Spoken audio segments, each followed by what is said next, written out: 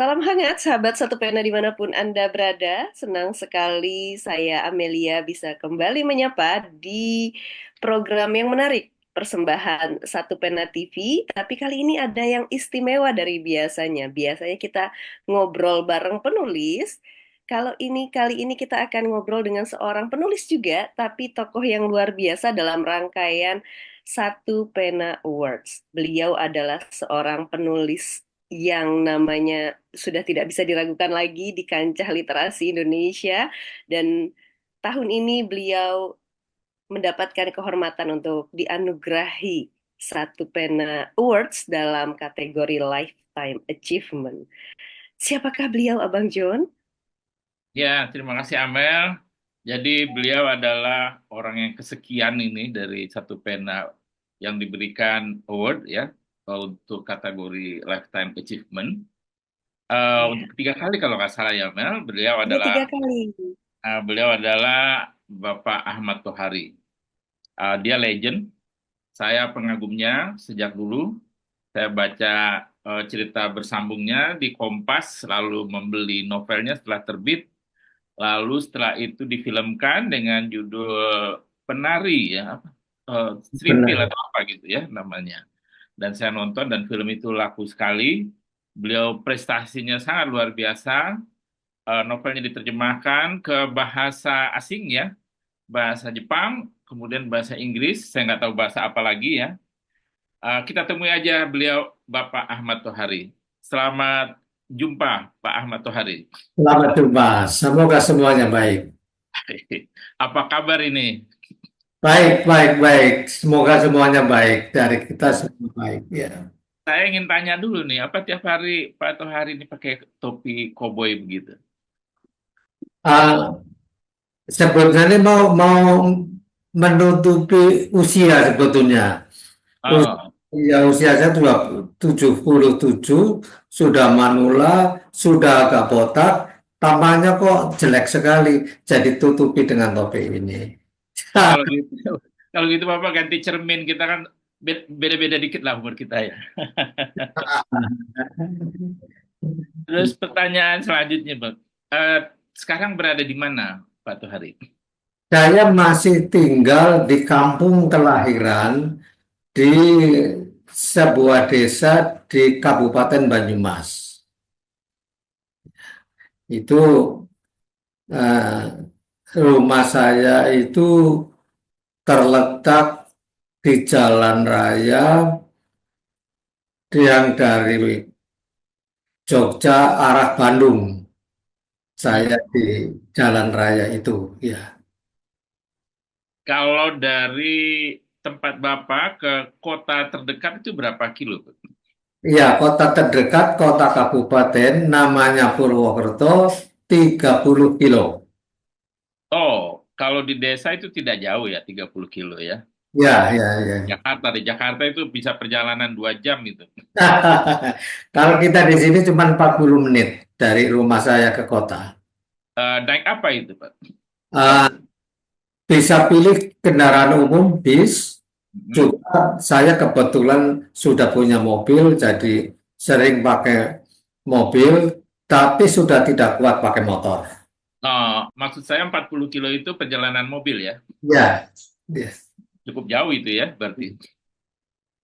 Nah, terus apa ini kegiatan Bapak di usia yang sekarang yang masih muda, perkasa kelihatan seperti sekarang ini? Badannya kayaknya masih keker. Ya, kegiatan saya itu pagi-pagi turun dari musola, terus ngopi, terus baca koran cetak, ada dua koran, kemudian keliling-keliling rumah melihat tanaman, dan tentu saja yang paling menyenangkan adalah bermain dengan cucu saya umur 5 tahun. Itu Betul. paling Wah, menyenangkan ya. Iya, Itu Amel, bayangan yang ideal betul ya. ya, iya, iya. pria Iya. sejati nih. Iya, Pria sejati, Pak. iya, iya. Koran Mel, koran cetak Mel. Ya, Iya, betul. saya masih membaca koran Kompas dan Suara Merdeka terbitan Semarang. Ya, kalau Kompas dicetak di Semarang juga di Bawen. Itu datangnya jam berapa Pak Kompas? Ke jam 8 sudah sampai rumah, 2 koran itu, jam 8 pagi. Apa yang Bapak baca? Eh, dari berita, dari artikel, sampai ke iklan, semuanya saya baca. Iya. Karena sekarang korannya tipis Pak ya, jadi kita bisa baca semua ya. Iya, jadi belum belum puas sudah habis. Dan dirasanya di kampung saya cuma tinggal saya yang baca koran. Anak muda kelihatannya sudah tidak baca koran, karena sudah digantikan dengan HP itu. Ya, Itu langganannya jadi mahal dong ya, lopernya cuma nganter ke Bapak doang gitu ya dari Semarang ya, jauh. ya. Dari Kota Purwokerto ke rumah saya itu jaraknya 30, hanya untuk mengantar koran untuk 10 pelanggan. Kasihan sekali dia. Saya nggak tahu dia dapat uang berapa, tapi dia setia setiap hari datang. Itu harus dapat penghargaan juga tuh beliau Iya, mengantarkan koran iya ke betul. 10 pelanggan itu. Nah, Dedikasinya. Iya, saya kira Loper itu perlu diberi penghargaan juga itu, karena Iya. menghidup-hidupan media cetak. Ya, dan langka dengan penghasilan kecil masih ditekuni itu ya, profesi. iya. Kalau musim hujan kayak gini kasihan sekali. Iya. Iya betul. Pak Kenapa Bapak Tohari, silakan Amet. ya Pak Tohari, mohon maaf saya penasaran sebetulnya untuk berkenalan lebih jauh. Apakah Pak Tohari adalah seorang yang jatuh hati dalam dunia kepenulisan sejak kecil atau bagaimanakah proses jatuh hati Pak Tohari dalam dunia tulis menulis? Ya ini penting ini. Tapi jawaban saya mungkin akan di luar dugaan Anda. Saya mulai mendengarkan dulu tentang dongeng-dongeng dari sejak kecil. Nah, rupanya banyak sekali dongeng yang membuat saya belajar berimajinasi. Nah, ketika imajinasi itu sudah kuat, maka saya mulai eh, menulis. Itu pun dimulai yang sederhana, yaitu catatan harian, dan saya setia sekali mengisi catatan harian setiap hari. Nah, dari kelancaran menulis catatan harian, saya belajar mengenal bahasa Indonesia yang lebih baik, lalu meningkat menulis cerita pendek. Itu pun Sebelum jauh Pak, saya tanya dulu. Itu mendengarkan dongeng umur berapa itu Pak? Kecilnya sekecil apa? saya mendengar dongeng pertama kali kan dari ibu dan dari bapak. Mungkin umur saya 6 tahun atau kurang malahan. Hmm. Jadi dongengnya itu macam dari dongeng yang benar-benar khayali atau dongeng-dongeng tentang sejarah masa lalu. Dan itu semua dongeng itu membangkitkan dunia imajinasi pada diri saya. Nah, kan semua karya sastra sebetulnya buah dari imajinasi pengarangnya. Walaupun kadang-kadang karya sastra juga ter ter apa namanya terbercik dari eh, hal yang nyata, sejarah atau kehidupan sehari-hari. Bapak jangan cepat-cepat ke karya sastra dulu Pak. Saya pengen masa lalu dulu nih. Ya, ya, ya. Bapak masih ada yang ingat dongeng itu? Tentang apa dongengnya? Wah, ini kan saya sejak kecil hidupnya di musola. Saya keluar dari musola setelah masuk ke SMP karena harus pergi ke kota. Di musola itu tentu saja dongeng-dongeng itu tentang agama. Misalnya, eh, kalau guru saya menuliskan surga dengan bidadarinya yang cantik-cantik, waduh, khayalan saya itu macam-macam sekali. Diceritakan oleh guru ngaji saya, di surga itu eh, ada 72 bidadari cantik-cantik, dan saya kembangkan cerita itu menjadi kalau 72 bidadari mestinya ada tampang Jawa, ada tampang Cina, ada tampang Eropa, dan juga ada tambang negro, tapi bidadari tetap. Nah, berhayalnya liar sekali dan itu ternyata penting sekali untuk membangun kekuatan berhayal seperti itu dan eh, apa namanya sampai-sampai misalnya ketika guru ngaji saya bercerita tentang malaikat yang menjanggal langit, Hmm. itu khayalan saya adalah malaikat itu tinggi sekali, kakinya memijak bumi dan tangannya mengangkat langit. Wah, tetapi setelah saya SMA berkembang lagi. Loh, ini kan masalah metafisika, jadi bukan kayak gitu. Saya kembangkan sendiri sehingga malaikat penjaga langit itu sebetulnya merupakan kekuatan gelombang yang sangat kuat yang bisa menegakkan langit itu. Nah, seperti itu kira-kira. Ya. Jadi dongeng itu bukan membuat Bapak jadi takut neraka, ingin masuk surga, ingin berbuat baik, tapi imajinasi Bapak justru yang melompat-lompat ya, membayangkan apa itu bidadari, warna-warni, kalau langit ada orang berkaki tinggi gitu kan. Tentu saya tetap takut neraka, tentu saja karena memang memang dalam kehidupan keluarga saya itu ada gambaran kira-kira begini, perbuatan buruk, berbohong, mencuri, menyakiti orang itu hadiahnya neraka. Tapi kalau menolong, lalu suka sopan, suka bekerja sama dengan orang lain itu hadiahnya surga. Itu selalu dihidupkan dalam keluarga saya. Jadi bukan hanya ritual saja, tapi perbuatan nyata yang baik-baik itu akan diberi hadiah surga. Itu dihidupkan betul dalam keluarga saya. Jadi apa namanya agama dalam keluarga saya adalah kelakuan baik. Sederhana sekali. Menarik sekali Pak ya, bahwa dikasih dongeng agama, tapi efek sampingnya adalah daya khayal Oh, Pak iya. Tohari menjadi berkembang ya. Nah, itu lalu Bapak rajin menulis catatan harian. Siapa yang menulari Bapak menulis catatan harian itu? Kan nggak ujuk-ujuk Bapak cari kertas, cari buku, nulis catatan harian kan? Nah, mungkin saya itu yang disebut bakat. Karena memang saya setiap hari merasa terkesan oleh sesuatu akan saya tulis. Akan saya kasih contoh suatu catatan harian yang saya tulis 60 tahun yang lalu dan sekarang masih bisa terbaca.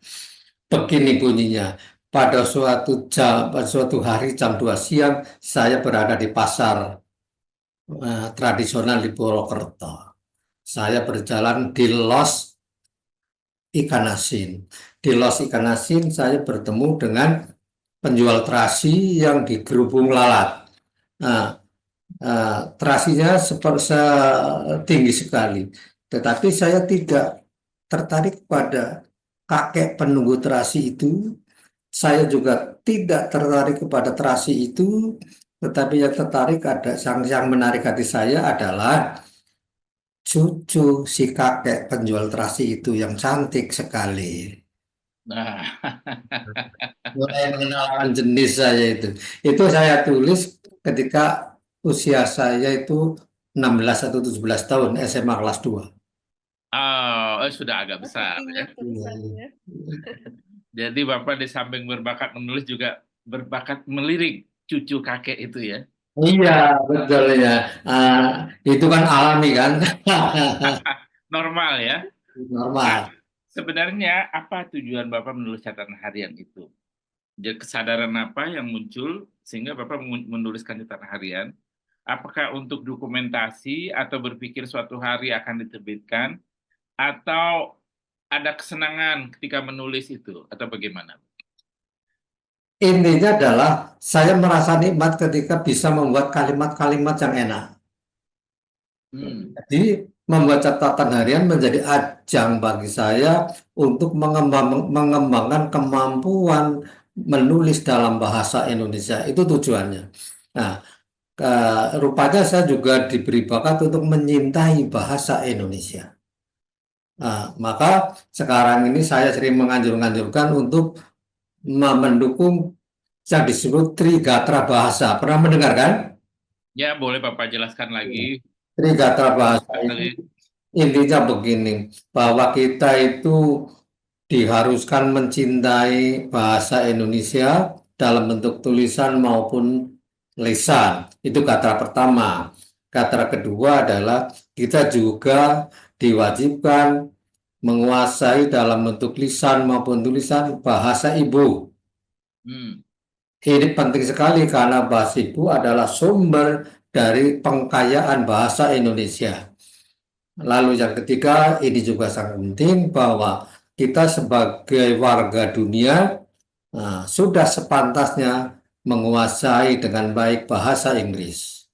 Itu trigatra bahasa berbunyi seperti itu. Tapi gatra ketiga saya belum bisa melaksanakan dengan baik. Masih ada waktu, Pak. Masih panjang waktunya kan. Saya kira masih banyak untuk Masih memperbaiki banyak. bahasa Inggris saya. Bisa Ya. Pak Tohari. Kembali Pak soal catatan harian tadi. Apakah Bapak menyimpannya? Yang menyimpan malah bukan saya. Yang menyimpan itu sekarang istri saya, cuman ada malapetaka. Tumpukan kertas yang dulu saya tulis dengan tangan di dalam folio, kertas folio itu ditaruh di suatu laci, dan laci itu kemasukan rayap, tulisan itu habis. Waduh, Wah, Terus sayang sangat, sayang banget. ya sangat salah, saya sayang kali ya. Ya. turut berduka cita ya Mel, kita Mel. Iya, Ya, lembar sejarah itu Pak Tohari. ya, Kesaksian. ya. Amel nggak punya catatan harian Mel. Ada, saya juga belajar catatan harian. Pak Hmm. Tohari, berarti dibesarkan di musola tadi ya, di masjid atau musola begitu ya, dengan cerita-cerita agama. Lalu pada usia berapakah kemudian Pak Tohari menyadari, kan semula hanya menulis buku harian. Pada usia berapa atau pada momentum apa Pak Tohari menyadari, oke, saya akan mendedikasikan diri dan hidup saya pada dunia tulis-menulis. Itu kan proses yang eh, tidak serta-merta hadir begitu, Pak Tohari. Prosesnya panjang. Awal mulanya itu saya sangat suka membaca. Jauh di Oke. atas rata-rata. Saya Apa maksudnya di atas sedang rata-rata? baca sebelum saya masuk sekolah rakyat. Nah, keluarga kami langganan koran, jadi eh, selalu setiap hari saya membaca koran, diajari oleh kakak-kakak saya, padahal waktu itu saya belum masuk SD. Dan eh, terasa kenikmatan, terasa kepuasan ketika bisa membaca koran.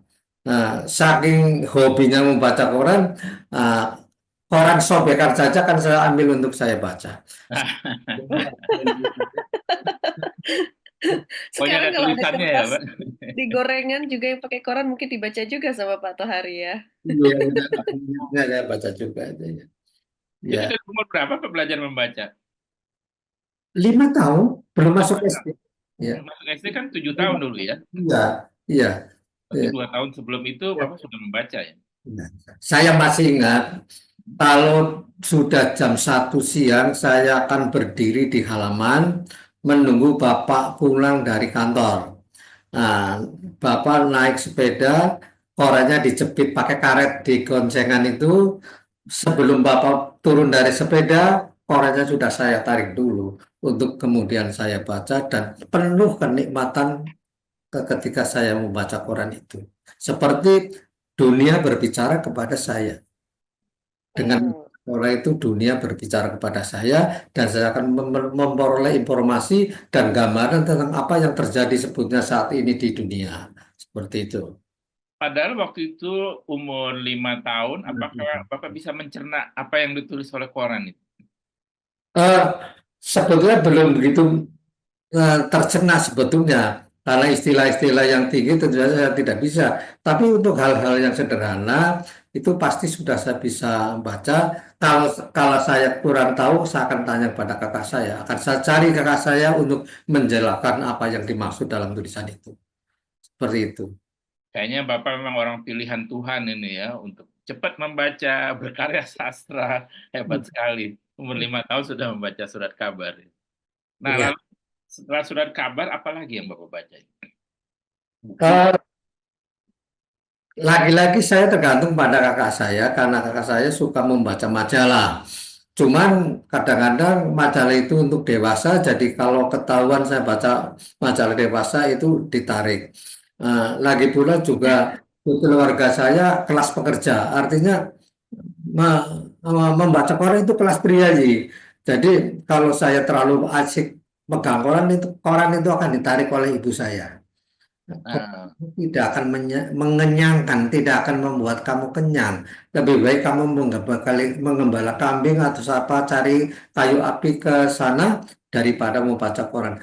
Hal-hal seperti itu memang agak apa namanya agak menyiksa saya. Tapi biasanya eh, bapak saya akan membela saya yang suka membaca itu. jadi persepsi Bapak dan Ibu berbeda ini soal membaca koran ya. Kalau bagi Ibu buang-buang waktu, mungkin bagi Bapak Iya, bermanfaat. iya. Saya tidak bisa menyalahkan ibu karena ibu itu Iya, perempuan petani, ya. iya. Hmm. Pasti ibu itu selalu benar pada akhirnya. Apalagi ibu kita ya, Ya, selalu benar itu. ya. Lalu pada waktu itu memang sudah ada majalah dewasa. Majalah apa majalah dewasanya? Apa ya kalau tidak salah Varia apa ya apa terang bulan namanya, Ah, terang bulan namanya. Itu agak-agak porno itu. Dan, Varianada kan zaman dulu ya. iya padahal yang dulu kan ada mungkin kita masih mengikuti kebebasan liberal mungkin. Ya, zaman dulu lebih bebas kali Ya, soal majalah ya. ya. Jadi terang bulan majalahnya itu banyak pornonya. Hmm. Jadi Bapak sudah terpapar pornografi sejak kecil ini kayaknya. Betul. Wah, saya pecah sekali karena apa? Saya sering pergi ke pinggir hutan sambil membawa senapan angin, tapi sebetulnya saya cuma ingin melihat perempuan-perempuan pada mandi di pancuran yang pakai bambu itu. Saya melihatnya dari tempat yang tinggi, jadi saya melihat perempuan mandi telanjang. Ah, Ya. Nah, apakah Bapak juga membaca Nick Carter atau Monty Ngebusie dulu yang oh, tentu mau tiga busa bacaan saya meningkat Pramuja, meningkat Wendo. Walaupun usia Wendo seusia saya, tapi saya membaca lebih dulu juga karya Wendo itu. Yang apa, misalnya Bayang-Bayang Baur, saya masih ingat itu cerita Wendo. Walaupun dia seusia dengan saya sangat membaca, menikmati karya Wendo yang tidak ada putusnya itu Wendo dalam memproduksi teks. Ya. Ya. luar biasa memang Windows itu. Ya. Terus kapan Bapak mulai membaca buku di rumah? Buku yang bermanfaat, bukan buku porno. Saya mulainya sebetulnya dari SMP, Pak. Dari Ah, SMP kelas 1 di SMP negeri saya itu ada perpustakaan walaupun menyedihkan lah keadaannya, menyedihkan sebuah perpustakaan tapi bukunya mungkin tidak sampai 100 buah. Eh, saya membaca cerita eh, klasik Siti Nurbaya dari situ. Juga saya membaca ini hebatnya Don Quixote de la Mancha. oke. Ya, yang diterjemahkan oleh Abdul Muiz pada tahun 1957 sudah masuk ke SMP saya pada tahun 60 dan saya membaca di situ. Nah, lalu meningkat lagi membaca ini yang mempengaruhi saya, Tortilla Flat, John Steinbeck, pemenang Nobel itu. Wah, cara John Steinbeck melukiskan kemiskinan dan kepornoan itu tandas banget. Nah, itu mempengaruhi saya. Oh, baca terjemahannya berarti. Ya, terjemahannya, bukan bahasa Inggrisnya. Hmm. Ya. Apa yang mengesankan itu bagi Bapak? Dia menggambarkan seperti apa gambarannya itu kalau Bapak ingat? Satu gambaran kecil di John Steinbeck itu. Ada keluarga miskin yang anaknya banyak, maka ibu miskin itu kalau memberi makan anak-anaknya dengan menyebabkan tortilla atau jagung rebus, kelangkai dan anak-anak memangutinya sendiri dari lantai. Itu hal yang apa namanya ekstrem sama-sama itu mempengaruhi saya sehingga ketika saya menulis Ronggeng Duku Baruk itu ya kayak gitu. Pornonya dihabiskan, miskinnya dihabiskan, terpengaruh John Steinbeck. Kalau miskin-miskin ekstrim, kalau porno-porno ekstrim, Ya, betul. Bukan porno ekstrim itu. rupanya masih terngiang-ngiang kayaknya bagi Pak Tohari itu adegannya. Lalu apa novel apa lagi yang Bapak baca waktu masih muda itu SMP? Itu novel tadi kan Siti Nurbaya ya. Tentu itu seangkatan dengan misalnya Salah Asuhan, Tenggelam Ya, Papan Ruik gitu ya. ya. Nah, layar terkembang. Bang Sultan Takdir ya. Lalu ada eh, hmm, pahlawan Minahasa itu Hmm. di Manado itu orang Manado saya ke Manado. Yang tokoh utama itu Lengkong Hua ya tokoh utamanya. Tapi saya nama pengarangnya susah lupa.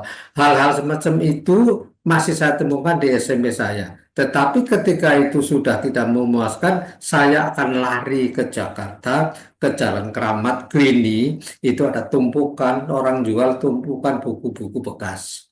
Di situ saya mendapat kepuasan di Jalan Keramat Raya Jakarta. Itu saya beli, Tamat Kuitang ya Pak. ya Ramat Wita. Saya beli semampu saya, lalu saya bawa pulang dan saya nikmati di rumah.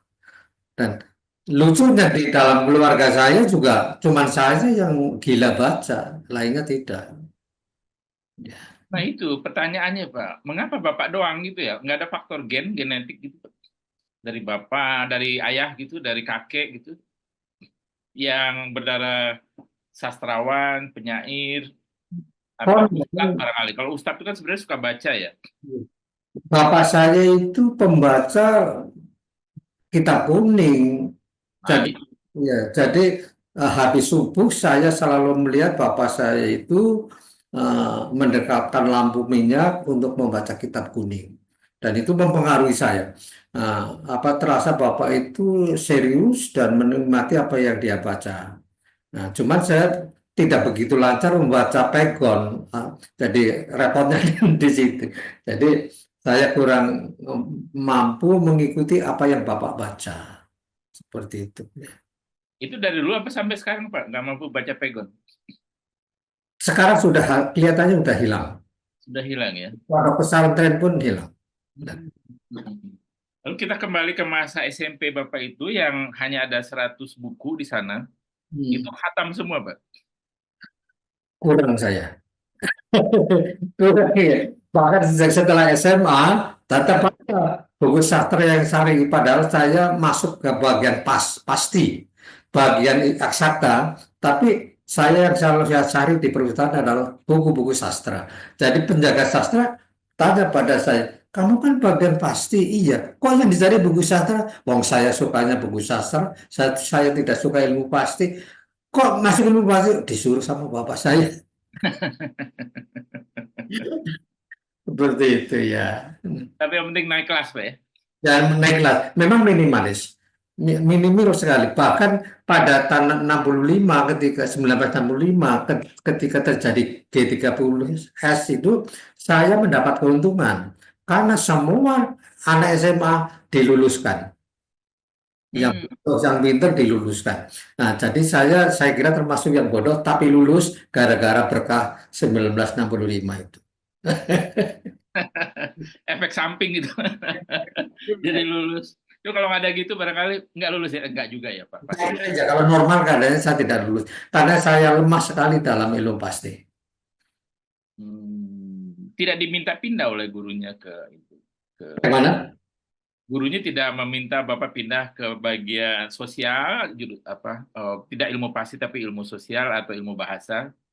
Saya punya geng yang saya bawa sejak SMP. Tiga teman sangat akrab itu menarik-narik kamu, kamu sama saya aja di sini, kamu saya aja sama sini. Jadi walaupun nanti saya ingin ke bagian budaya, saya ikut teman-teman ikut bagian pasti, gitu. Pertemanan lebih penting ini. Pertemanan, gara-gara pertemanan. Lalu sebenarnya orang tua Bapak, apa yang diinginkannya Bapak disuruh minta ilmu pasti? Apakah Bapak disiapkan untuk jadi dokter, jadi tentara, atau jadi apa? Gini, kalau bapak saya sebetulnya ingin saya jadi guru agama. Nah, Hmm. satu hal yang mengerikan itu buat saya. Nah, jadi saya Sejak nakal. dulu mengerikan, maksudnya apa sekarang nih? Iya, mengerikan. Jadi saya didaftarkan ke PGA oleh bapak saya. Nah, Hmm. lalu saya ditinggal di tempat kos. Bapak pulang. Paginya saya datang ke SMP negeri, daftar di SMP negeri. Jadi saya masuk ke SMP negeri. Di rumah bapak itu mengira saya siswa PGA, padahal saya siswa SMP negeri. Baru 3 bulan baru ketahuan. Nah, Oh, berarti ini Pak Tohari nakal-nakalnya di situ ya? bapak saya itu ini berbicara dalam bahasa Jawa sangat sulit di Indonesia kan. Aku wis ora ina. Bapak bilang, aku wis ora ina, kamu kowe tak leboke sekolah agama. Jadi saya sudah tidak bersalah. Kamu saya masukkan ke sekolah agama. Jadi kalau kamu maunya ke SMP negeri, tanggunganmu sendiri. Begitu. Bapak itu kan kemarahan yang terpendam sebetulnya. Jadi tapi aku apa saya tetap tetap di SMP negeri saja. Kan Bapak punya kakak ya, punya yang udah sekolah duluan. Itu juga di sekolah agama mereka. Oh tidak, kalau adik malah adik saya ini sekarang jadi kiai besar di Jawa Tengah. Hmm. Oh, Ahmad, Siapakah namanya? Ahmad Sobri. Nah, Ahmad Sobri. Eh, oh, saya nggak kenal, belum kenal. ya, itu bangsanya temannya Gus Dur, Gus Mus itu gitu loh. Nah, Oh, hmm. iya. iya, apa dia memang sekolah agama. Nah, saya dibiarkan memilih karena ada petuah dari buyut saya. Wah, ini mengerikan ini. Hmm. Jadi buyut saya itu wanti-wanti kepada semuanya keluarga saya untuk biarkan saya memilih apa, disuruh biarkan, jangan diganggu-ganggu. Itu wasiat dari buyut saya. Nah, semua keluarga besar membiarkan saya menentukan pilihan saya sendiri. Ini luar biasa buyut saya. Tapi Mengapa? Bapak, Mengapa spesial begitu Pak Tohari? Kenapa? Mengapa begitu spesial Pak Ini, Tohari diamanahkan seperti itu oleh Buyut? ini kisahnya kisah tradisi Jawa. Oke. Jadi menurut buyut saya itu waktu kelahiran saya itu sangat istimewa pada jam 12 masa ke-12 pada tahun ke-12 versi Jawa. hmm, Hmm. Nah, serba 12 itu menurut pandangan buyut saya itu luar biasa. Jadi beliau mengatakan, tunggulah anak ini besok mau jadi apa. Jangan kamu ganggu-ganggu. Seperti itu. Ternyata jadi sastrawan kan. Eh, balik terima sastrawan kasih hebat pada lebih Buyut ya. tepatnya. Sastrawan hebat lebih tepatnya ya. Tapi kenapa ayah itu menentukan, mengarahkan, tidak membiarkan Bapak pada pilihannya sendiri? Sebenarnya pengarahannya itu global. Begini, kamu jangan berpihak pada hal-hal yang buruk di masyarakat. Kan umum sekali. Ya, Umum sekali. Kamu harus membela sikap-sikap utama di masyarakat dan kamu ikuti itu. Bahkan dalam beragama pun dengan begitu. Agama adalah kelakuan baik. Tidak cukup dengan sholat, tidak cukup dengan ini. Hmm. Kelakuanlah itu agama yang sejati. Nah itu kan keren banget buat saya. ya maksud saya dalam pilihan sekolah. Bapak inginnya bahasa, tapi orang tua menginginkan eksakta. Ya, Sekolah PGA, Bapak milihnya iya, sekolah negeri. iya. Ya, tidak apa Bapak orang tua Bapak tidak mengikuti apa kata Buyut, seolah-olah begitu penangkapan saya. Apakah saya keliru? Iya, begitu. Kelihatan egonya Bapak rupanya ada juga untuk mengarahkan ke situ. dia lupa bahwa buyut saya disuruh membiarkan saya milih apa. Begitu ya. Nggak ada egonya, nggak apa-apa. Tapi saya milih menikmati kebebasan yang diberikan oleh buyut saya. Gitu. Ya, Pak Tohari juga ada egonya untuk memilih ya. Sama-sama semuanya. Iya. Iya, Iya. jadi di, di sekitar saya itu orang-orang tersihir oleh fatwa buyut saya. Jadi misalnya saya mengambil buah-buahan di pekarangan orang, di pekarangan tetangga, si tetangga itu tidak akan menegur saya. Oh, Seperti itu. Jadi tersihir betul tuh orang-orang sekeliling. spesial sekali berarti Ahmad Pak Tohari kecil ini ya. Ya cuma saya jadi terbebani karena orang-orang menunggu ini Ah, akan jadi apa. Nah itu kan menyiksa saya, membebani saya. Oh, jadi beban. So, itu dikatakan pada semua orang, Pak, ya, bahwa ini akan jadi sesuatu Ya, banget gitu nantinya. ya. Kalau saya dulu kan saya mau pergi ke kos itu di jalan eh, kampung itu, Bupana itu Moja ada Bakala itu, nenek buyutnya suruh menunggu kita, kita suruh menunggu mau kelak mau jadi apa itu. Nah ternyata akhirnya saya jadi sastrawan. Pernah di Fakultas Kedokteran saya, padahal tapi tidak betah. Ya, Tapi kan sastrawan itu di kampung ya, bukan profesi yang membanggakan buyut ya, iya. bukan membanggakan orang-orang pada umumnya di sana ya. Apakah begitu, Pak? Ya sampai di kota juga. Kan saya pernah mengadakan satu apa namanya yang disebar di masyarakat ya di koran itu apa namanya Hmm, minta pendapat ya, ya. itu ternyata sastrawan adalah pilihan terakhir bagi seorang calon mertua. oh, Iya terakhir. Ya bisa dimengerti ya.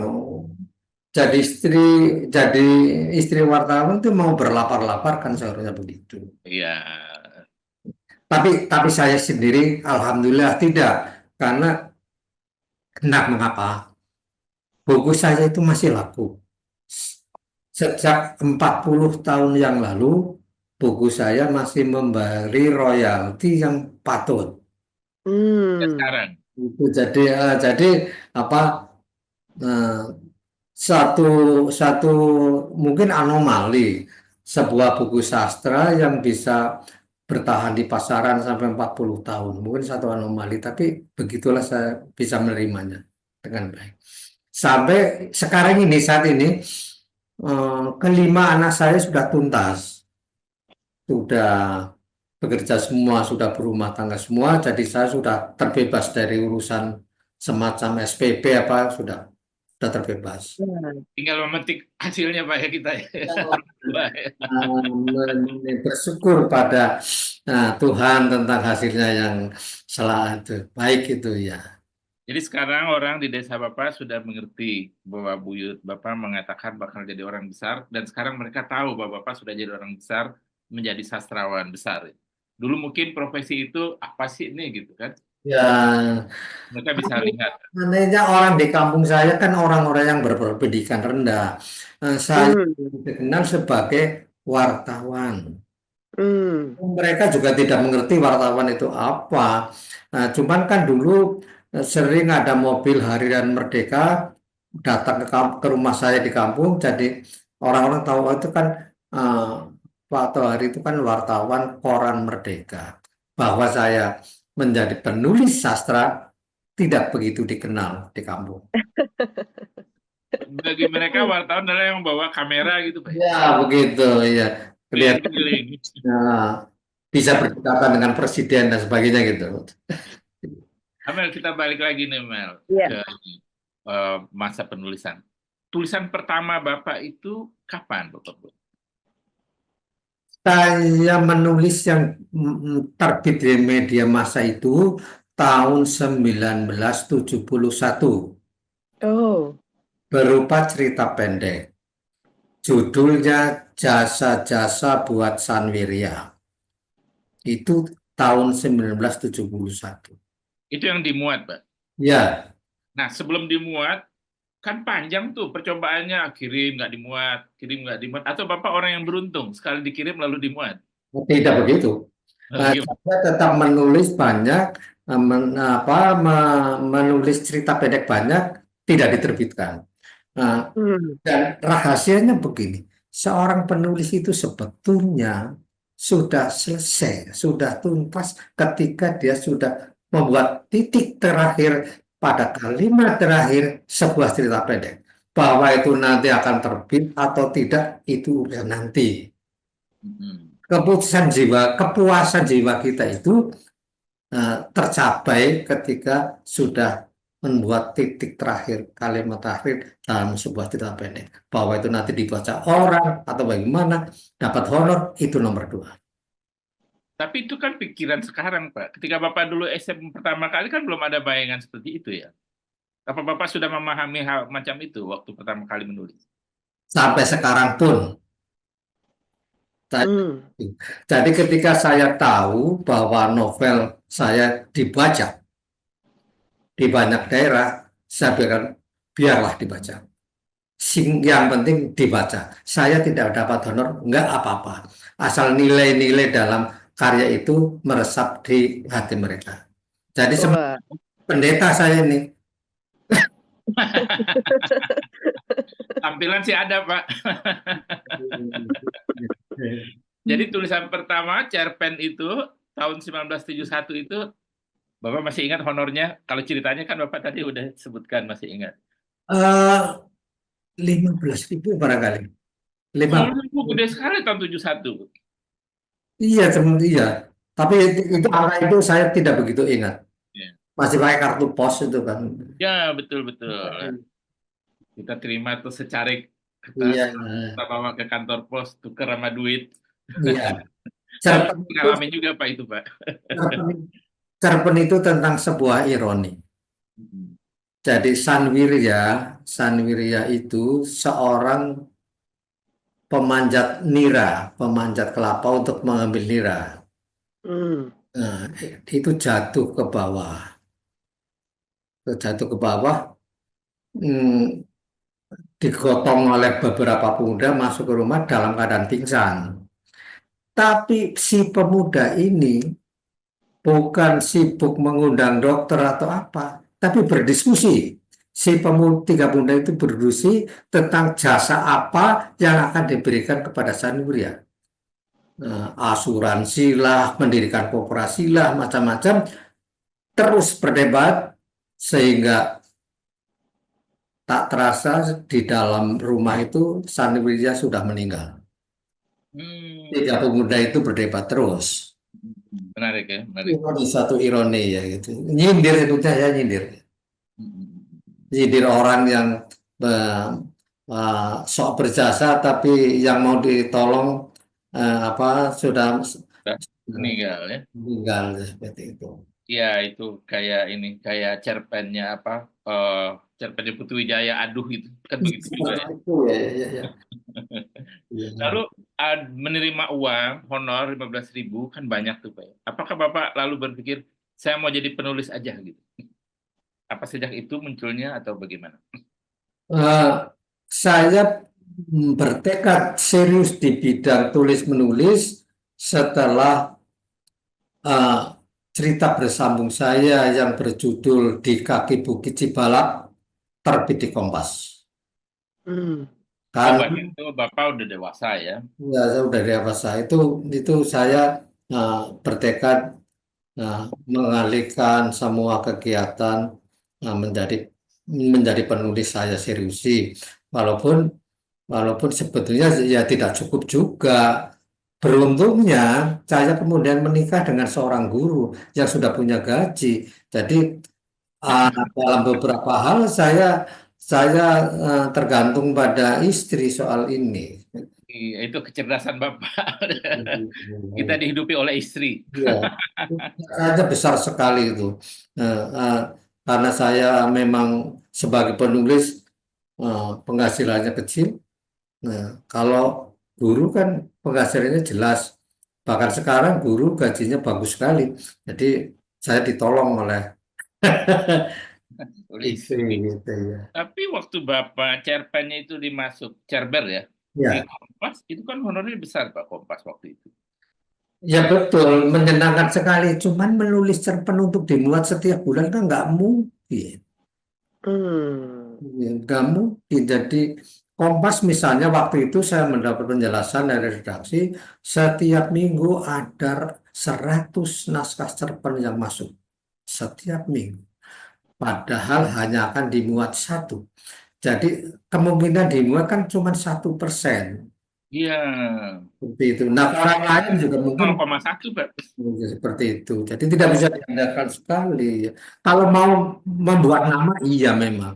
Jadi kalau nama kita dimuat di Kompas karena menulis cerpen, memang menjadi terkenal. Iya, tapi dari segi penghasilan sama sekali tidak bisa diandalkan. Ya, tapi sebelum Bapak memutuskan itu, kayaknya Bapak adalah pemuda yang labil ya. Karena sekolahnya nggak jelas, ada kedokteran, kemudian ada fisik, Ekonomi, ada politik. ekonomi. Sebenarnya kita Bapak dulu apa, Pak? Saya menjadi stabil ketika masuk ke Harian Merdeka dan saya langsung redaktur. Oh, No. masih zamannya BM Dia nih ya. Ya, dia, memperjam dia. Jadi ada lompatan yang lompatan yang jauh. Saya seorang pemuda kampung, memang pembaca koran yang fanatik, tapi ketika dites untuk kelowongan redaktur saya lulus. Nah, di situ saya punya penghasilan tetap. Nah, Tidak Hmm. mengalami jadi reporter ya, Pak. ah, itu hebatnya. Saya tidak mengalami jadi reporter, langsung dikasih di Lompatan jauh langsung. ya, Itu lompatan. kayak ini Pak, kayak Gunawan Muhammad ya. Subasa itu kan nggak ngalamin jadi Kenal reporter. mereka Mas Gunawan, Subarasa. Malah Mas Gunawan belajar ke saya. Ah, Saya nggak begini, hanya begini. eh, Mas Gunawan itu cerita kepada saya, Mas Tohari, saya telah mewajibkan seluruh wartawan Tempo dan seluruh staf redaksi membaca Ronggeng Duku Paru. Nah, nah, kenapa Mas? Nah, itu yang namanya eh, apa eh, apa namanya kewartawanan bersastra yaitu. Jadi di dalam novel saya eh, itu kan tetap ada pengaruh 5H dan 1W. Mm-mm. W1H. Ya, 1H gitu. Hanya kebanyakan Bapak. Misalnya Rasus, siapa Rasus? Bagaimana Rasus? Di mana Rasus? Mengapa Rasus? Selalu bisa dijelaskan dalam novel saya. Hmm. Pengaruh pengalaman menjadi redaktur. Dan ternyata pembaca kelihatannya suka. Karena menjadi gamblang, menjadi tuntas tentang apa yang saya lukiskan dalam kata-kata itu. Iya, Itu hikmahnya Pak ya, iya, iya, iya. wartawan. Lalu ketika di Merdeka itu, Bapak menikmati sebagai redaktur. Apa ada tantangan dari bawah? Ini orang kok tiba-tiba jadi redaktur, nggak melalui reporter gitu. Nah ini sebetulnya ada, tapi menjadi terbungkam ketika saya hari-hari pertama menjadi redaktur di Merdeka, Kompas sedang memuat tulisan saya, cerita Hmm. bersambung. Jadi Hmm. para wartawan itu sudah merayap sendiri, tulisannya dimuat di Kompas. Nah, posisi Kompas lebih tinggi dari Harian Merdeka waktu itu, jadi ya pantas masuk sudah jadi redaktur begitu. Ya. Lalu kenapa Bapak melamarnya di Merdeka, nggak di Kompas? Yang membuka lowongan itu Harian Merdeka bukan Kompas. Iya. Praktis saja Iya, ya, yang iya, cepat. iya, iya, iya. Itu pun tidak sengaja karena saya kan tinggal di Banyumas, lalu datang ke Jakarta di Pejombongan rumah saya. Nah, lalu kakak saya itu langganan Sinar Harapan. Di pengumuman itu di Sinar Harapan bahwa sebuah harian besar membutuhkan redaktur. Nah, saya itu belum pernah menjadi wartawan, nyelonong saja masuk tes redaktur itu lulus saya gitu. Jadi, nah, langsung jadi redaktur. Tapi memang Bapak pengen jadi wartawan atau pengen cari kerja aja? Kepengen berhenti jadi penganggur gitu aja. sama istri gitu. Nah itu Ronggeng Dukuh sebenarnya Paruk itu lahir saat Pak Tohari di Merdeka itu. Ah, oke. Tahun 80 ya, saat itu saya redaktur, saya sudah memulai menulis Ronggeng Dukuh Paruk. Ah, oke. novel pertama itu Pak ya. Nah, saya redaktur kan bekerjanya setelah para wartawan setor itu lapor. Iya, tulisan. Jam 5 ya. Pagi sampai jam 11 saya tuh nganggur di ruang redaksi, lah saya menulis itu. Cuma kalau lama-lama ini menjadi serius, novel ini menjadi serius. Jadi membawa saya untuk di persimpangan jalan. Kamu mau jadi novelis, apa Hmm. kamu mau jadi redaktur? Pilih salah satu, tidak bisa dua-duanya. Nah, saya bersiap-siap membawa mesin Big Brother, saya ikat di jok Vespa. Saya pulang ke Purwokerto naik Vespa, Wah, membawa ronggeng Duku Paruk di kepala. Seperti ya, dengan gila. mesin tik di belakang. Iya, di situ di belakang. Padahal eh, setelah ditik atau mulai menulis sampai menjadi honor itu kan butuh kira-kira 4 bulan. Nah, selama itu saya nganggur. Malu betul sama istri saya sebetulnya waktu itu. Tapi akhirnya setelah itu saya tik, saya bawa ke eh, apa itu Penerbit, eh, penerbit kapal Merah Selatan ya, Kompas itu ya, Pak. kapal Merah Selatan, Gramedia. ya, Gramedia itu saya antarkan naskah ini, diterima. Begini ceritanya, ini saya dramatisasi biar keren. Begini, saya itu sebagai orang kampung berdiri di depan pintu redaksi Gramedia itu gemeter saya. Mau maju kok mau mundur, mau maju atau mundur. Pintu itu dibuka. Ketika dibuka, saya uh, minta izin masuk. Saya ingin menyerahkan naskah ini untuk dipertimbangkan, ngomongnya nggak hati-hati betul, untuk dipertimbangkan kemungkinan penerbitannya. Wah, ngomongnya ditata banget. Diterima oleh sekretaris bermata sipit dengan wajah dingin, lalu tunggu ya saya beri surat tanda terima. Tanda terima saya, ya, terima, saya pulang. Seminggu kemudian saya dapat surat dari Kompas untuk menghadap redaktur. Hmm. Datanglah saya ke Jakarta, bertemu Yakob Utama dan sebagainya. Oh F, langsung Pak Yakob. langsung Pak Yakob. Hmm. Saya diwawancarai. Ini cerpen bagaimana? Novel ini berangkat dari kenyataan bagaimana? Saya bilang Bapak ini kayak nggak tahu aja, novel ya novel fiksi, tapi betul terinspirasi oleh kenyataan. Misalnya kenyataan bahwa saya adalah saksi utama eksekusi terhadap orang-orang PKI. Hmm. Nah, itu kap itu. Wah, ya, Hmm. itu. Kan saya lihat bagaimana tentara menembak itu orang-orang kampung saya yang sebetulnya komunismenya itu yang nggak seberapa. Saya menyaksikan sendiri dan saya berontak. Itu pemberontakannya dalam buku itu, nanti bagian akhir akan Anda lihat. Seperti itu. Luar biasa. Wah, itu cerita Pak Tohari saya visualisasikan indah betul itu. Itu. Dramatis. Ya. Cerita Dan dalam serem ya. mengirimkan naskah. Serem ya. Iya. Itu berdisami indah dan serem. Pertama kali orang dibantai itu dilihat. Oh, bukan pembantaiannya, tapi cerita Pak Tohari mengirimkan naskah, menulisnya, Oh, membawa itu Pak mesin Yakob tik. ya. Ya, Betul. ya, ya. Pak Nah, Tohari, kalau boleh ini, kalau boleh digambarkan, kira-kira kalau Pak Tohari bisa menjelaskan apa yang selalu Pak Tohari sematkan dalam setiap tulisan Pak Tohari, karakterkah atau ciri khas tertentu? nilai. Jadi Nilai. nilai. Pertama nilai kemanusiaan. Lalu Hmm. nilai kepada lingkungan.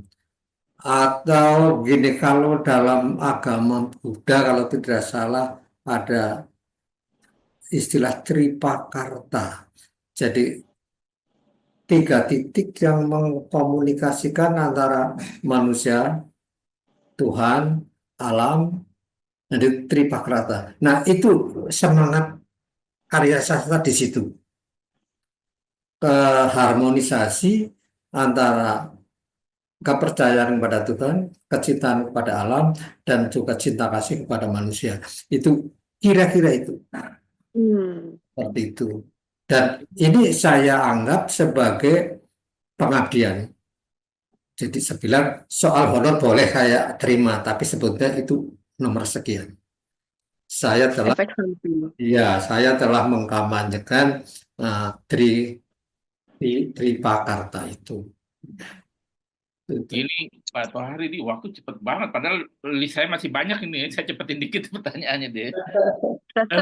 Ini Pak ya. Apa namanya? Sebenarnya apa sih kalau dari semua tulisan Bapak ya, cerpen, novel dan lain-lain, kekuatannya itu di mana Pak? Apa yang menurut Bapak itu menjadi ciri khas Ahmad Tohari pada tulisannya? Apa kekuatannya dan kalau boleh juga apa kelemahannya? Eh, saya sangat menekankan ketuntasan bahasa. Karena Apa itu pengertiannya itu Pak? bahasa yang Tentang bahasa itu apa Pak?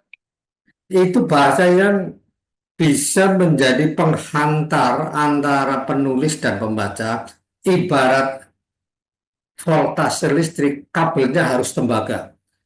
Hmm. Selain tembaga tidak mengantarkan secara maksimal, tapi tembaga paling maksimal. Nah, bahasa saya itu saya ibaratkan tembaga yang akan bisa menyalurkan kekuatan listrik semaksimal mungkin. Artinya Oh, iya. apa yang saya maksudkan bisa sebanyak mungkin terserap oleh pembaca. Itu prinsip kebahasaan saya seperti itu. Dan itu Bapak terapkan di semua tulisan Ya. Bapak. Ini terus terang ini pengalaman di pesantren. Di pesantren kan mengenal yang namanya mantik. Nanti, Oh nanti ya, mantik. Mantik. debat ya. Jadi tidak boleh multitafsir, tidak boleh membingungkan yang mendengar. Nah, pengaruh itu ternyata terbawa ketika saya berkarya sastra. Seperti itu. Ya. Hmm. Jadi mm, kalau diperhatikan, nah, bahasa yang saya pakai itu bahasa yang tuntas. Tidak perlu editor. Oh, mantap. Profesi editor bisa bangkrut ntar Pak tutup. Nah, itu kekuatan. Mungkin Bapak masih Kelemahannya. merasa ada kelemahan nggak dalam menulis itu? Saya kira ada kelemahannya. Apa itu Pak? Kejawaan saya. Nah, orang-orang Sunda, orang-orang Padang, orang-orang Kalimantan mungkin akan beberapa kali menemukan kosakata Jawa yang saya selip-selipan ke situ. Dan itu kelemahan saya. Seperti itu. Oh, itu kelemahan Bapak, tapi keuntungan bagi yang membaca. Dia jadi makin kaya deh kosakatanya kan. Mungkin begitu. Iya, iya, iya. Iya, iya. Saya juga pecinta bahasa Indonesia sehingga saya sedih ketika orang menulis destinasi wisata. Hmm. Hmm. Itu anak SMP belum tentu ngerti loh. Atau donasi, belum SMP Hmm. itu mengerti. Kenapa sih? Terlalu canggih. Kenapa sok-sokan begitu? Donasi kan bantuan, sangat terwakili itu. Kenapa pakai donasi? Kok genit amat sih? Lalu donasi, kok destinasi? Kenapa tidak ngambil bahasa Jawa? Paran, paran itu destinasi. Ya, itu Pak. Ini generasi Amel nih yang sering begitu Pak, pakai bahasa Inggris semuanya gitu kan. Generasi Ya, kekinian ya Pak ya. ya. Ya, Jadi itu. kita memang boleh lah menyerap bahasa Ya. Inggris atau yang memang kita ini tidak punya. Hmm. Ya ini HP, handphone, bahasa Inggrisnya, bahasa Jawanya apa? Ini kan susah ya biar HP nggak apa-apa. Tapi kalau yang ada di dalam bahasa kita, kenapa kita mengambil bahasa asing? Nah, Ya betul. dengan membunuh bahasa kita sendiri. Ya, itu para pakar bahasa sedang sibuk mencari padanan terus kalau ada kata-kata Iya, iya, mengikuti. Gawai, sekarang handphone itu gawai. iya, gawe, ya, iya, iya, iya, iya. Nah, ini nggak ada nih Pak bahasa Indonesianya. Kalau misalnya sekarang kan lagi heboh, artificial intelligence. Coba Iya, bahasa Indonesianya. iya. Akal buatan, kecerdasan Kecerdasan buatan. buatan. Kalau kecerdasan buatan kan disingkatnya nggak AI. Kalau akal buatan kan. Oh iya betul. Nah, nah, kalau sekarang Pak, itu kan ada namanya artificial intelligence. Apakah Bapak berminat untuk menggunakannya untuk menulis? Saya merasa sudah apa sudah selesai dengan menulis dalam bahasa yang biasa saja. Eh, Seperti yang ditulis di koran-koran, sisi negatif dari kecerdasan buatan juga ada. Misalnya bikin puisi kok pakai mesin itu, lalu orisinilitasnya di Hmm. mana? Itu. Novel kok buatan mesin itu, manusianya di mana? Apakah kita sudah apa namanya meletakkan diri kita di bawah mesin? Martabat manusianya di mana? Menurut saya eh, kecerdasan buatan itu harus di- dipakai tanpa mempertaruhkan martabat manusia. Saya kira begitu. Jadi kalau dalam urusannya untuk penulisan, jangan dipakai untuk menulis lah ya. Iya, iya. Eh, Tentu kita masih berharap tulisan yang tradisional itu masih tetap jalan. Walaupun saya tahu sekarang ada masalah apa eh, minat baca teks tertulis ini sekarang masih sudah sangat menurun. Banyak penerbit besar yang tutup, misalnya Gunung Hmm. sudah tutup. Nah, Gramedia saya tahu sudah menyuruh para redaktur kerja di rumah. Itu memang suatu gejala bahwa penerbitan teks-teks akan menurun. Nah, saya berharap tidak akan mati teks-teks dalam bentuk media cetak. Dan kita beruntung Pak ya, nggak besar di zaman sekarang ya. Ya, Kalau iya, iya, kita beruntung hidup zaman iya, kemarin. iya, iya. Saya kadang-kadang merasa merasa menjadi manusia kuno ketika berhadapan anak-anak muda sekarang yang menulis puisi sendiri di HP, tulis-tulis, lalu dia sebarkan sendiri, memang bisa seluruh dunia bisa membaca puisinya tanpa editor, tanpa apa. Jadi sekarang eh, menulis, sekarang jadi sastrawan. Seperti itu adalah gejala yang nyata saat ini. Saya tidak Hmm. mau kemana akhirnya karena saya kira itu urusan generasi yang di bawah saya. Saya sudah 77 tahun, mungkin tinggal menyaksikan apa yang berkembang selanjutnya pada masa mendatang. Ya. Di kacamata Bapak itu baik atau buruk Pak? Tidak bisa ditambah. Hmm. Nah, saya sulit menjawab apa ini baik atau buruk, tapi yang jelas itu tidak bisa ditambah. Dia akan datang. Ya, kalau buruk kita tersinggung ini Mel ya. Kerjaan kita kan gitu. Iya, Menulis di iya, HP iya, sebarin. iya, iya. Ya. Ya, kemudian itu Mel, tanya Mel soal Ya, di karena aplikasi. berkaitan dengan tulisan begitu ya Pak Tohari. Ada, Ya. saya mau menyinggung sedikit nih, ada perkembangan unik di mana ada Denny JA baru-baru ini dia mengumumkan bahwa menyiapkan dana abadi untuk puisi esai. Ini salah satu genre di sastra juga. Dan Ya.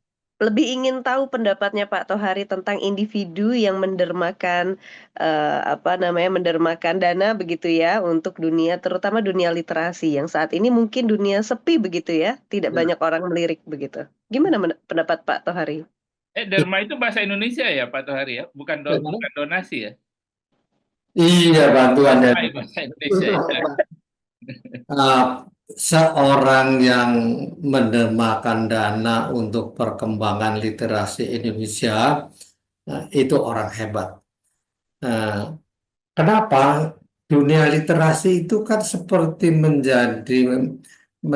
menjadi standar kemajuan suatu bangsa. Bangsa yang literasinya tinggi pasti bangsa itu maju seperti Korea, Jepang, Eropa. Nah, kalau kok di Indonesia ada seseorang yang mendermakan dana untuk pengembangan literasi ini, itu pribadi yang hebat. Ya, Langka, Ya, ya. apa langka. itu langka? Apa Nah, banyak yang begitu yang Bapak ketahui? ya, ya, ya. Ah, memang saya pernah mendapat bantuan semacam itu dari orang Amerika, tapi ya saya Hmm. pernah diundang ke University California Riverside selama 10 bulan dan dibiayai oleh pengusaha Amerika. Seperti itu. Uh, dan itu Hmm. Amerika memang sudah negara yang sudah ke sana. Kalau di Indonesia dimulai hal seperti itu hebat. Saya sangat mendukung dan saya sangat berterima kasih. Semoga berhasil mengangkat literasi di Indonesia ini. Semangatnya sama ya Pak Tohari. Ya, ya, ya, ya, ya. Semangatnya sama. Nah, Betul. Bentuk literasi sumbangsihnya adalah yang berbeda. ya, ya, ya, ya, ya. Ya. Pak Tohari kan sekarang ini ya dianugerahkan Lifetime Achievement Awards dari Satu Pena Awards 2024. Bagi Pak Tohari, apa makna penghargaan ini Pak Tohari? Ya, padahal Pak Tuari udah banyak dapat penghargaan dari luar negeri, dari mana-mana. Ini dapat lagi nih. Apakah ini Ini artinya? saya sampaikan. Eh, Semoga para penulis muda Indonesia mengetahui ini dan terinspirasi bahwa ternyata menjadi penulis di Indonesia ini ada yang memperhatikan dan ada yang membela. Itu Hmm. itu. Nah, ya memang tadi dikatakan dunia kesusahan itu dunia yang sepi. Tapi kalau eh, satu dua pribadi sudah rela dan sesunang membantu meningkatkan kehidupan sastrawan itu sesuatu yang hebat, sesuatu yang semoga berkelanjutan untuk generasi di bawah saya seperti itu. Eh, kita kan sedikit kalah dengan Malaysia. Kalau saya hidup di Malaysia, saya akan mendapat gelar pujangga negara dan diberi penghasilan setiap bulan. Iya. Indonesia tidak begitu. Kenapa? Indonesia punya sejarah yang buruk tentang hubungan antara pemerintah dengan sastrawan. Dulu, dulu zaman kerajaan, sastrawan itu sering ledek para raja. Nah, jadi dianggap musuh itu. Ronggowarsi itu kan diusir-usir dari Keraton Kasunanan Surakarta. Seperti itu. Karena Hmm. dia menulis Amenangi Zaman Edan. Nah, yang dimaksud Edan oleh Ronggowarsih itu siapa? Ya para pangeran, para orang-orang istana itu. Mengapa Edan? Minum-minuman, judi, tukar pasangan dengan Belanda, gitu loh. Edan. Hmm. Jadi menginspirasi pujangga besar Ronggowarsih itu. Dan Ronggowarsih diusir. Tuh. Iya. Kita juga Mas Rendra kan pernah dicekal Suramempers mau berbicara di Pekalongan karena diundang para senen ditolak tidak boleh naik panggung. Mas Rendra kan itu baru kemarin. Ya, Gitu. Saya juga pernah ngalami. Ah, ya, Ya penting ini. Saya tuh punya dua hambatan. Pertama hambatan dari dalam. Karena saya keluarga NU, yo fanatik. Jadi keluarga saya itu bapak saya mendapat tekanan dari masyarakat. Anakmu kok nulisnya ronggeng, bapaknya kiai kok nulisnya ronggeng. Itu kayak melukai, menodai citra NU yang kiai-kiai itu loh. Seperti itu. Ini, ini jawabannya panjang. Lalu yang kedua adalah saya dipanggil Kopkamtim karena disangka pro PKI saya itu. Maaf, padahal saya iya. Saya bilang, iya, iya, iya, iya, betul. maksud saya begini, orang PKI yang ditembaki di depan mata saya itu salahnya apa? Iya. Luar biasa ya. Kalau yang di Jakarta silakanlah Aidit, silakanlah. Tapi di kampung saya ada PKI juga, kok ikut ditembaki? Pak Harto keterlaluan itu ya. Nah, lagi pula yang kedua begini, setelah PKI dibasmi sampai ke akar-akarnya oleh Pak Harto, sekarang partai-partai non PKI apa pembelaannya terhadap rakyat? Nol, nol. Itu anggota DPR biasanya apa coba? Hmm. Minta gaji baru, bikin anggaran baru, nomor mobil aja harus istimewa. Loh, kok begitu? Ngapain saya milih anggota DPR yang kayak gitu? Lebih nikmat jadi golput kalau begitu. Seperti itu. Jadi, eh, apa namanya, kita juga ingin mendidik masyarakat supaya tahu hak dan martabatnya Hmm. membangun negara republik ini. Bukan sebuah republik, tapi rasa kerajaan dan raja-rajanya ada di DPR. Itu keterlaluan. Seperti itu ya. Ya, Bapak masih menarik. kritis ya, Iya. melihat situasi. Bekas Iya. redaktur sih ya. Oh Jadi iya, bekas sedap tuh memang iya, iya. mungkin ini Ya. pertanyaan terakhir ya, Mel. Silakan, Ya, Mel. sebagai seorang tokoh dalam dunia literasi ya Pak Tohari ya, apalagi sekarang dianugerahkan Lifetime Achievement dari Satu Pena. Adakah pandangan Bapak melihat dunia perkembangan tulis-menulis saat ini atau ada pesan yang mau Bapak bagikan begitu kepada sesama penulis, apalagi penulis-penulis muda yang ada di Indonesia? Iya. Saya sangat berharap nah, penulis-penulis muda itu terus bersemangat untuk menjadi penulis. Menjadi penulis itu sesuatu yang sangat bermartabat. Nah, walaupun mungkin kehidupannya tidak glamor, tapi penulis itu sangat bermartabat. Nah, kalau boleh dibikin muluk, kehidupan ini dibimbing oleh kesusastraan. Hmm. Saya Jawa, orang Jawa itu mengenal baik, buruk, benar, salah, itu dari sastra Bharatayuda. Hmm. Hmm. Yang disimbolkan oleh baik itu Pandawa, eh, tidak baik itu Astina, serakah itu Ngalengka. Hmm. Itu tuntunan moral yang kita awal-awal terima dari kesusastraan seperti itu. Nah, kalau dulu juga setiap nyanyian sejak SD, nyanyiannya adalah ajaran-ajaran moral yang sekarang sudah tidak ada lagi nyanyian di SD. Kita sebetulnya dalam hal pengajaran moral melalui sastra mengalami kemunduran yang luar biasa. Hmm. Ya, itu yang jadi PR kita bersama sebetulnya ya Pak Tohari ya. Ya makanya ini ada saya panggil Mas Denny aja. Ada Mas Denny bikin program seperti ini, mudah-mudahan membangkitkan semangat para penulis bahwa para penulis ada yang memperhatikan. Jadi jerih payahmu tidak sia-sia.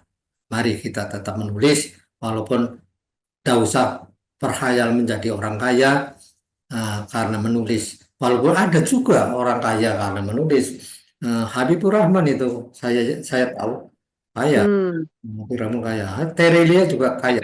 Ada cinta ya, Habibur Rahman ya. Kaya ya dari itu. Tapi kita ya syukur bisa seperti itu. Tapi paling tidak kita bisa berderma, bisa memberikan pengabdian melalui literasi untuk masyarakat kita. Seperti itu. Cara kita berderma melalui literasi. Menarik nih Pak Tohari. Nah, mudah-mudahan dipahami dan dilakukan oleh teman-teman penulis yang lebih muda dari saya. Ya. Ini pertanyaan penutup dari saya ini, Pak Tohari. Novel apa yang saya tunggu dari Pak Tohari yang akan terbit? Pertanyaan yang sering sekali saya terima. Hati ini masih ingin menulis dan saya masih berusaha menulis lagi. Cuman momentum itu kok nggak kunjung datang. Karena itu memerlukan ibarat korek api itu memerlukan Gretan itu loh, itu yang belum datang. Apa itu karena usia atau karena apa, saya tidak tahu. Tapi saya masih tetap berharap bisa menulis lagi. Walaupun mungkin ya tentang alam sekarang yang berbeda dengan alam ketika saya menulis Ronggeng Duku Paruk itu. Nggak apa-apa, yang penting dari Pak Tohari. Kan ininya ada pesan, ada kabelnya yang disampaikan, Ada nilainya, ada ada nilainya, nilainya. ada value-nya yang kita tunggu. Tetap Pak Tohari kan? Ya, mudah-mudahan saya mewakili keseluruhan Indonesia saat ini. Melanjutkan karya-karya besar Pramudia, karya-karya besar Rendra, karya besar Ronggo Warsito. Mudah-mudahan eh, saya merupakan salah satu mata rantai untuk saya bikin membuat mata rantai berikutnya, yaitu anak-anak muda ikut meneruskan ini. Nah, jangan lupa ada pepatah, ini sangat penting pepatah ini untuk para pemuda. Gini, pepatah itu sebenarnya bahasa Latin, cuman saya takut salah, jadi saya ucapkan dalam bahasa Indonesia saja. Aku menulis, maka aku lahir. Hmm. Hmm. Tidak menulis, Penutup yang aktif dari Pak Tohari. aku menulis, maka aku lahir. Oke. Kalau tidak menulis, tidak lahir. Saya kasih contoh, seorang penulis besar Indonesia itu miskin, sakit-sakit, Hmm. kerjanya ngemis kepada HP Yasin. Namanya Hairil Anwar. Hmm. Hmm. Lalu ada jenderal ini, direktur ini, gubernur ini. Begitu turun dari kursi, habislah dia. Tetapi Hairil Anwar ada sampai sekarang. Karena aku menulis, maka aku lahir. Jadi Iya. berubah. Aku menulis maka aku lahir. Terima kasih Pak Tohari. Menarik, Bang John. Iya, menarik Kita sekali nih. Banyak yang harus dicatat di kepala saya dan disebarkan ke orang-orang lain melalui video ini tentu saja.